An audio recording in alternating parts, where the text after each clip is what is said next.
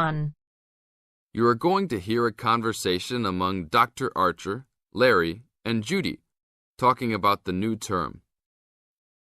First, you have some time to look at questions 1 to 6.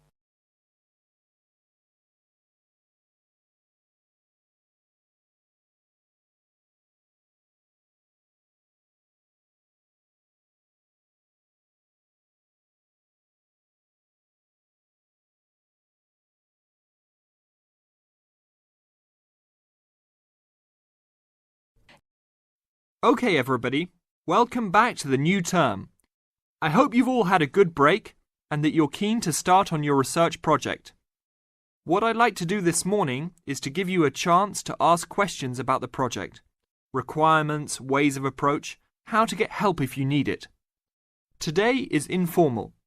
It may be already written on paper, but it's nice to have an opportunity to have it confirmed. So, any questions? Dr. Archer, is there a confirmed due date yet to hand it in? Yes, I can now confirm that it's 16th of July, not 15th, as first advised. Okay? And what about the word limit? Well, there is some flexibility on this, but in general it's 8 to 10,000 words. Ah, I see. And you can choose your topic, anything from years 2 and 3. Yes? I still can't work out what I want to do it on. In that case, you should see your course tutor to agree on your final topic, and you should also be aware that there is special assistance available at the library on library resources if you need help on that. Can I just check on the deadlines for everything? Certainly. Look, let me write it on the board when each stage should be completed. First of all, you've got to work on your basic project outline, and that's due in to your course tutor by 21st of February. Which is only 2 weeks away, so you need to get cracking on that. Do we have to include a full reference list by then too? No, your reference list is due on 6th of April, which is 1 week later, so you have time to discuss this with your tutor. And when should we be doing the research? Well, that's over a 1-month period, essentially April to May. And the write-up? Well, you need to do quite a bit of research before you get going on your writing, so that's really May to July, with the due date for handing in on the 16th. Any more questions?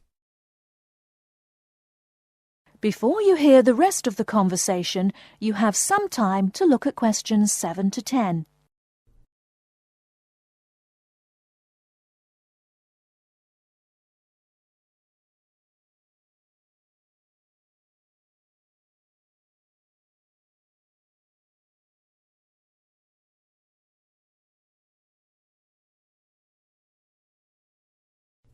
Now listen and answer questions 7 to 10. Well, sir, just some advice really. It's about the research approach. Would you advise us to use some case studies? Well, Larry, I know these can be difficult to arrange sometimes, but I really feel they are of great benefit in this subject. You can always talk to your tutor if you're having difficulty. Yes? I've looked over some previous research projects that are in the library. Is that a good idea, sir? I heard... Okay. I don't think you should go through them in detail, especially at this early stage, or you might end up being influenced by them more than you realise. But yes, it really is about the best guide you can have to what's required to what's expected in this type of project. Sorry, Judy, I butted in on you. That's all right. It's just that I noticed one project was a joint one. They worked together as a pair. Is that a good idea? Yes, I remember that paper. Working in a pair can have some advantages, but to be frank, this is meant to be an individual project, so it's best to work on your own. About using subjects, is it okay if we use family members? Your own relatives? I don't see why not. They probably offer some advantages in terms of availability, although you need to guard against possible effects on your research outcomes. So, you can if you want. Perhaps you should discuss this with your tutor if you plan to use relatives, so you can approach it in the best way. Okay, thanks. Okay then. Well, I hope we've been able to sort out a few things. You're welcome to see me at any time, or drop me a note if you have any more queries. Fine, thanks. That is the end of part 1. You now have half a minute to check your answers.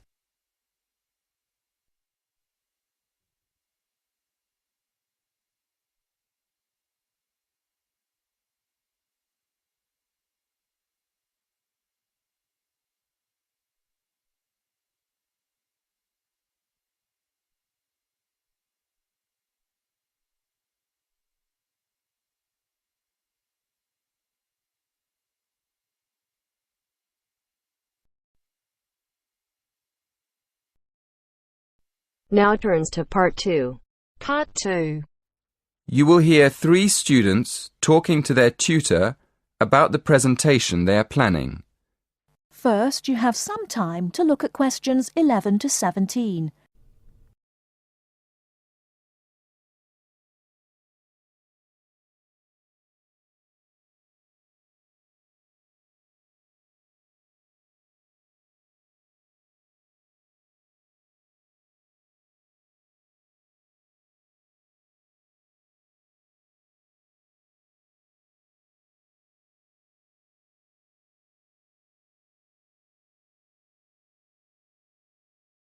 Now, listen carefully and answer questions 11 to 17.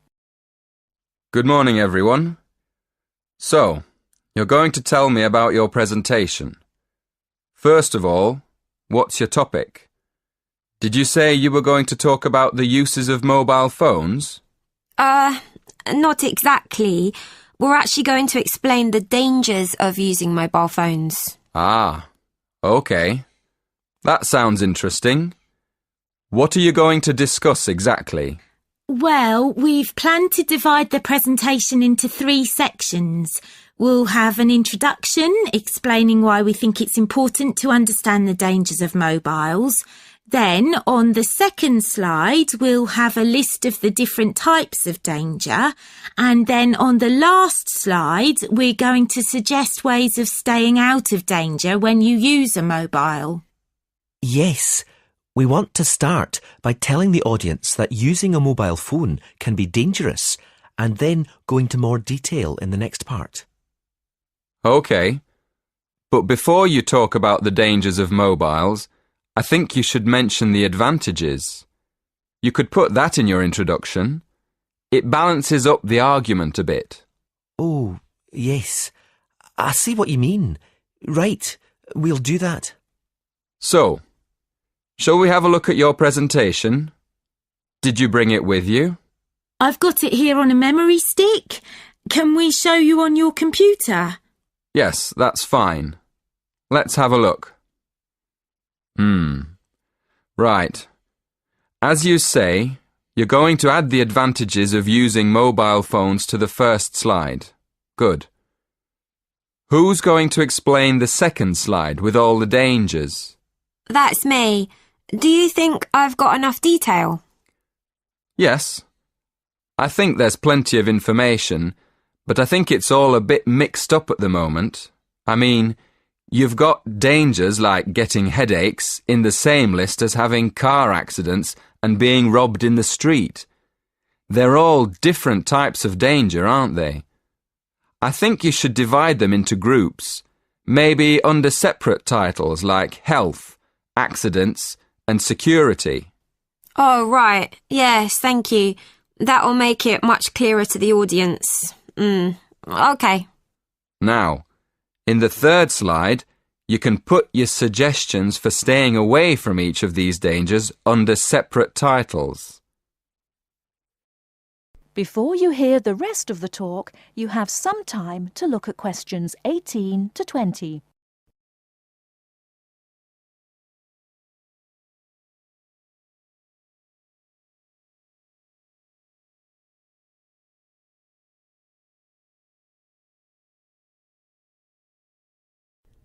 Now listen and answer questions 18 to 20.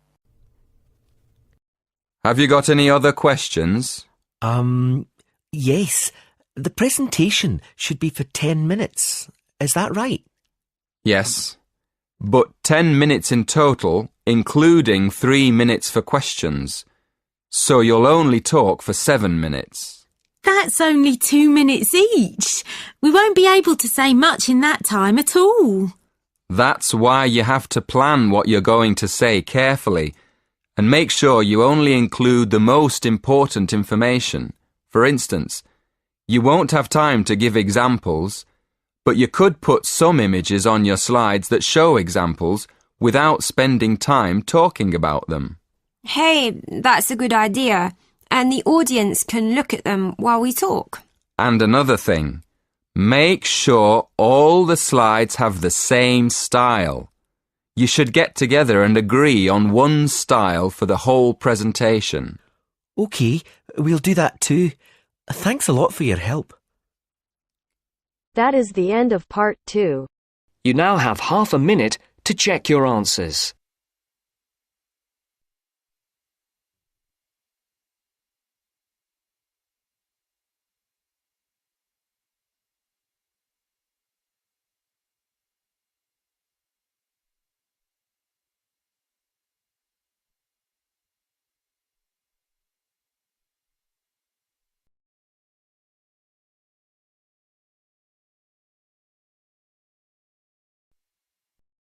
Now turns to part 3. Part 3. You will hear a conversation between two students who will discuss a project they're working on together. You have 30 seconds to look at questions 21 to 27.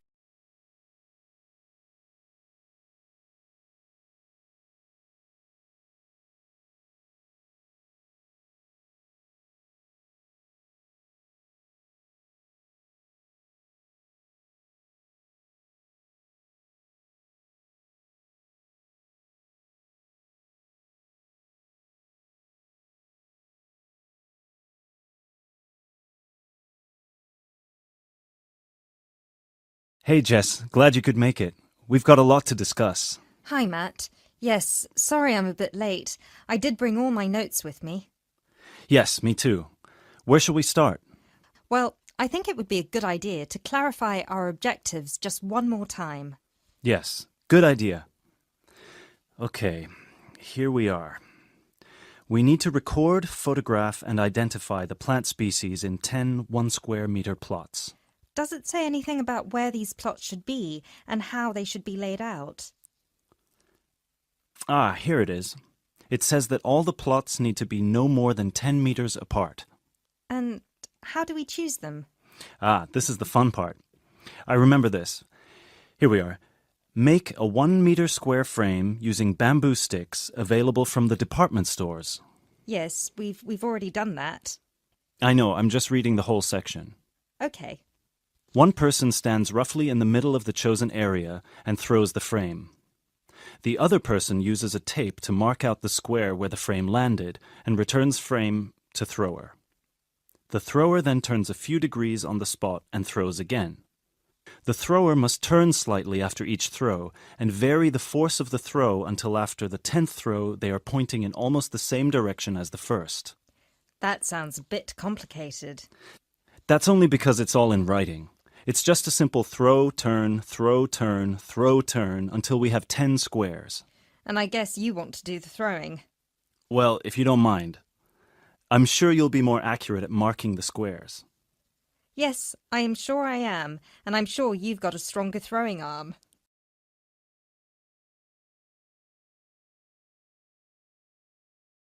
You now have 30 seconds to look at questions 28 to 30.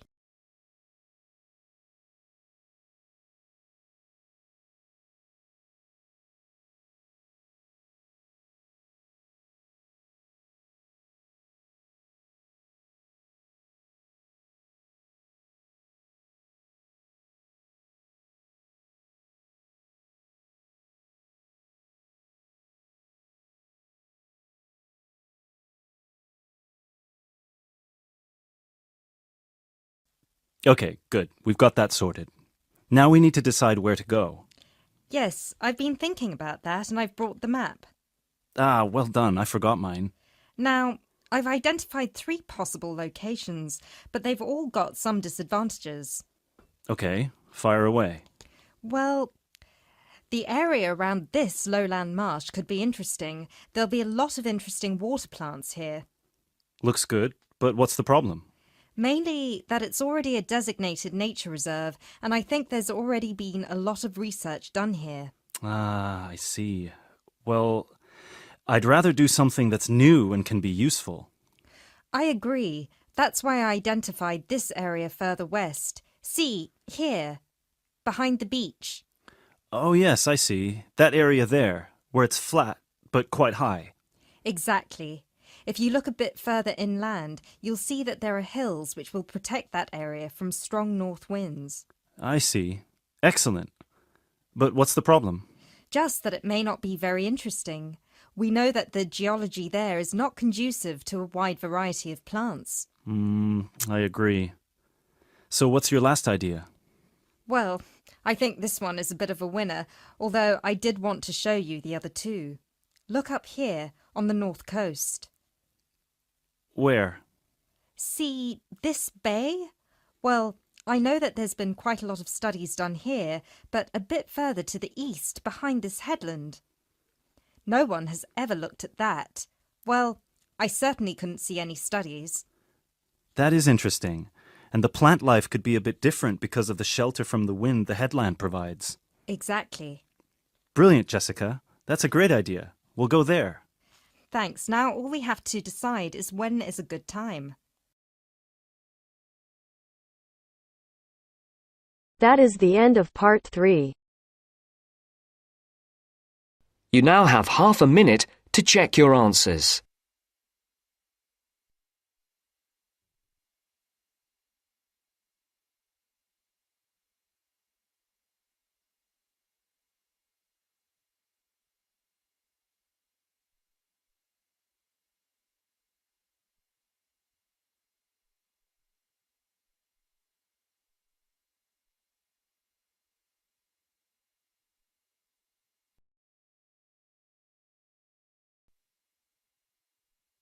Now turns to part 4. Part 4. You will hear an environmental studies student giving a presentation about his project on saving an endangered species of plant. Now you have some time to look at questions 31 to 40.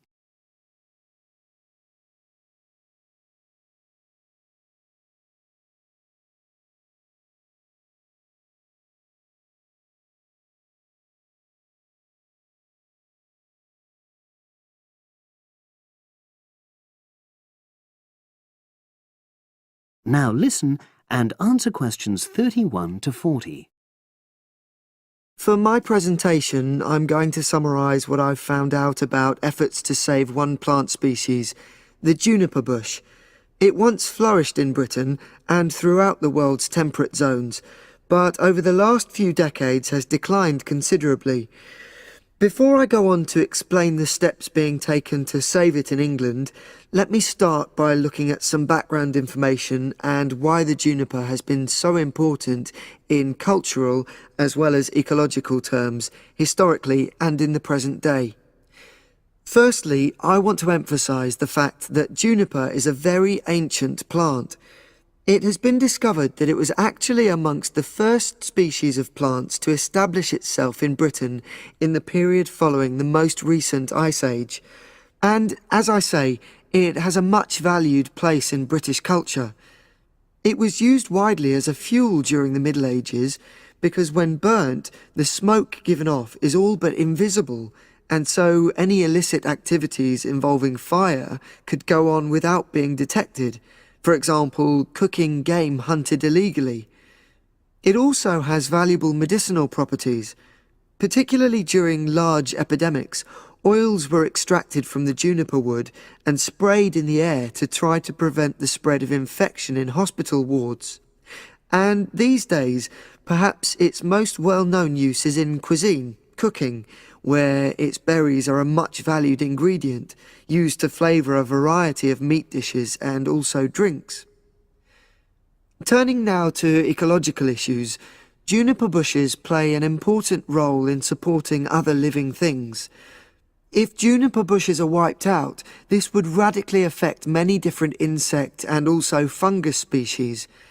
We simply cannot afford to let this species die out.